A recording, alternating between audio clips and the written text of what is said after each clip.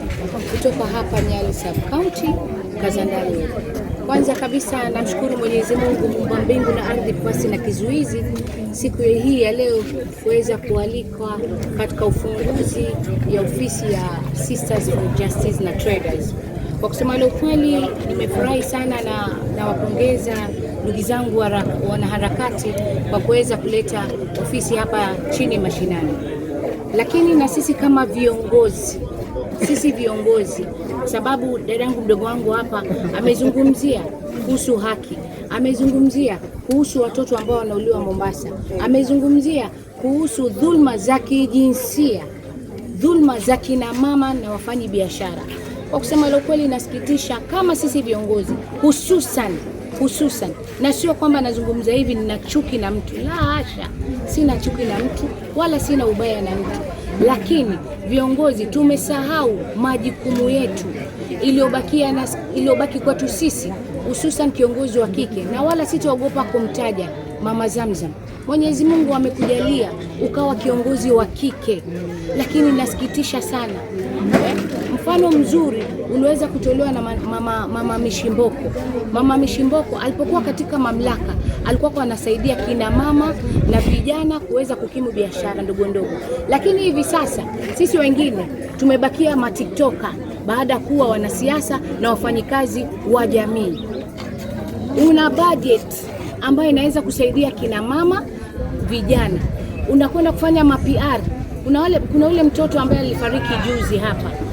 Unakwenda pale unatuma timu yako, unajitoa kwa TikTok, alafu ikitoka hapo hamuna lolote ambalo mnafuatilizia.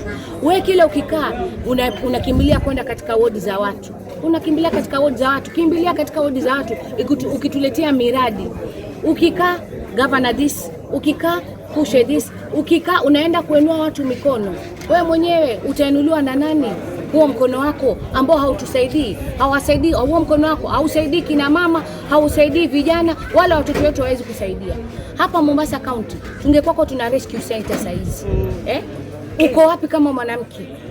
Hapa Mombasa County kuna nyumba ya wazee ambao kina mama pia wako pale. Uko wapi kama mwanamke? Wewe jukumu lako ni kwenda kuanza kupiga kelele, kama vile ambavyo ulikwenda Coast General ukapiga kelele kuweza kumkashifu Kandwala. Baada hapo ulipotea, hata hukuweza kufuatilizia ile kesi mpaka mwisho. Na kando na hapo unasema kwamba unatoa pesa za basari za watoto.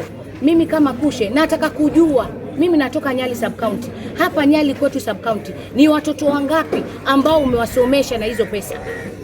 Na vile hivyo vikundi, kila mheshimiwa unakwenda katika kila mheshimiwa anakupatia vikundi, kisha wewe unakuja kusema vikundi ni gushi.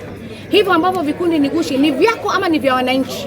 Kwa sababu mimi kama MCA sina pesa za wananchi, lakini wewe hizo pesa si zako, lakini pia unafanya ile kubagua nazo, yani leo hii najisikia acha na Ukushe nimpe, leo hii Ukushe simtaki. Pesa si zako mama. Na kitu kingine nakwambia, wachana, fanya kazi yako, achana kuingilia kazi za watu. Wewe ukilala ukiamka, Abdulswamad amempa Kushe hivi, Abdulswamad amemfanyia Kushe hivi. Mimi kumwogopa Mwenyezi Mungu, Abdulswamad mimi hajanifanyia kitu kama mimi kama Kushe. Kama ni kufanya amefanyia Kazandani, si mimi kama Kushe. Kwa hivyo Mama Zamzam, silent, na hiyo pesa si yako. Na Caroline safari zitakuwa band. Sijui mtakimbilia wapi. Ni hayo tu. Wajua bado ninafunga, hata kusema mengi. Caroline sijui safari hizi itakwenda wapi. Sisi tuko kuleta initiative kwa jamii. Na nawashukuru sana. Tuweze kusaidiana.